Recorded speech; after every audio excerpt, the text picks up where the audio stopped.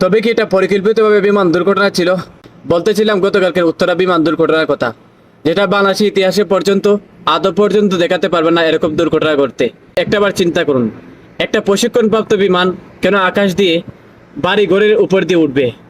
যদিও তাদের প্রশিক্ষণ দিতে হয়, তাহলে কোথায় সাগরের মধ্যে, কোনো নদীর মধ্যে, পাহাড়ি অঞ্চলে গিয়ে তারা প্রশিক্ষণ দেবে?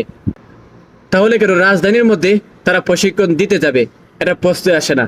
নিশ্চয়ই ওখানে পরিকল্পিতভাবে বিমান দুর্ঘটনা করা হচ্ছে। পাইলট তিনি মারা যাননি। বিমানটি যখন দুর্ঘটনা হয়, পাইলট মারা যাননি। পাইলটকে রক্ষা করা হয়েছিল এবং একটা রুমের ভিতরে তাকে প্রবেশ করা হচ্ছিল। আমার উপর থেকে ভিডিও দেখে লক্ষ্য করুন, সেই রুমের ভিতরে তাকে মারা হচ্ছিল, কিন্তু তিনি মারা যাননি।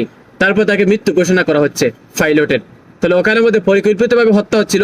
তাহলে ওখানে বোঝা গেল পরিকল্পিতভাবে বিমান দুর্ঘটনা হচ্ছে। আর পাইলট যখন বিমানটা আকাশে উঠছিল, তখন বিমান কর্তৃপক্ষকে জানাচ্ছেন কল দিয়ে যে আমার বিমান আকাশে উঠছে না, আপনারা কিছু করেন, দ্রুত কিছু করেন, নয়তো বড় ধরনের দুর্ঘটনা হতে পারে। তিনি চাচ্ছিলেন যে বিমানটা অন্য জায়গায় নিয়ে তিনি ল্যান্ড করবেন বা দুর্ঘটনার শিকার হবে। চাইলে তিনি প্লেন থেকে নামতে পারেন, চাইলে তিনি বিমান থেকে নামতে পারেন, কিন্তু তিনি সেটা করেন নাই। চাচ্ছিলেন যে মানুষকে বাঁচাবেন, কিন্তু কিছু সংখ্যক নামদারি বিমান কর্তৃপক্ষ যারা কাজে নিয়োজিত রয়েছেন, সরকারি কর্মকর্তা, তারা চান নাই যে বিমানটি বাঁচুক বা জনগণের ভালো হোক বা বাংলাদেশের মানুষের জনগণ ভালো থাকুক। যার কারণে এরকম ভাবে পরিকল্পিতভাবে বিমান দুর্ঘটনা হচ্ছে। ভিডিওটা সর্বদেশে দেবেন।